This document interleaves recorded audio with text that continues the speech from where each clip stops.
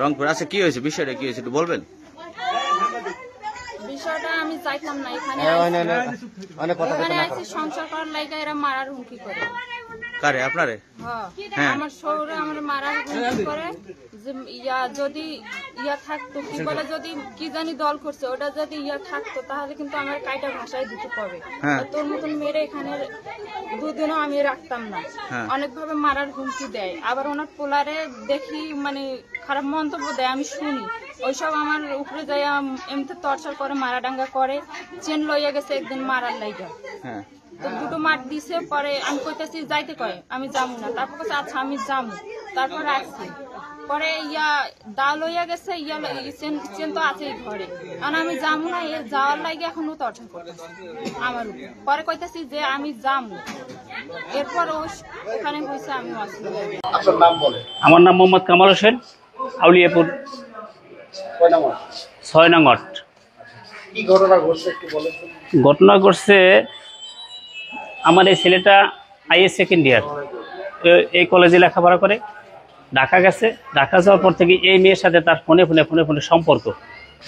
এই সম্পর্ক হওয়ার পর এই মেয়ে এই ছেলেটাকে নিয়ে আটকাই বিয়ে করাইছে। বিয়ে করানোর পর থেকে আমি বলছি যে তোরা আর বিয়ে যখন করিয়ে ফেলছো তাহলে দেশে আসো। ঈদের একদিন আগে তারা দেশে আসছে। দেশে আসার পর থেকে তার বাবা মারে খোঁজ দিই, আত্মীয় স্বজন কেউ ফোন নম্বরই আমার দিতেছি না। একটু ফোন নম্বর পাইছিলাম ওর খুবত ভগ্নিপতির, তো ওই ফোন নম্বরে তারে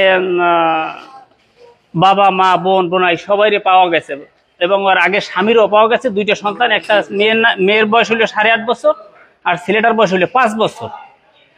এই 5 বছর এই আবার এই ছেলে জানতে পারার পরে কোরআন হাতে নিয়ে শপথ করাইছে যে তুমি বলো তোমার কি কোনো সন্তান আছে কিনা।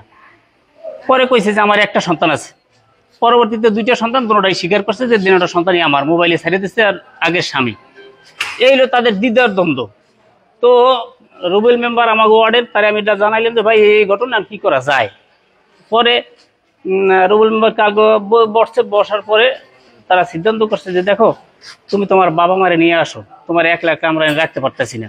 তোমার বাবা মা যদি আয় তো সমাজতা এখানে পয়সা যদি এটা সমন্বয়ভাবে দিতে পারে তাহলে আমরা হয়তো গ্রহণ করে নিতে পারবো। এই কথার পরে আজকে তাদের যাওয়ার প্রোগ্রাম ঢাকা। আমরা সময় বাজারে অনেক গেছি, সবসময় লঞ্চঘাট থাকি। এরা ওই ছেলেটা ওটা বল খেলার অভ্যাস ভালো, এই বিকাল 5টার দিকে বল খেলতে যাইবে। আর তার এই মেয়ের নাম হলে ফারজানা, ছেলের নাম হলে কাউসার। এই মেয়ে কইতেছে আমি ঢাকা চলে যাবো, তাহলে আমার একটু সময় তুমি দাও।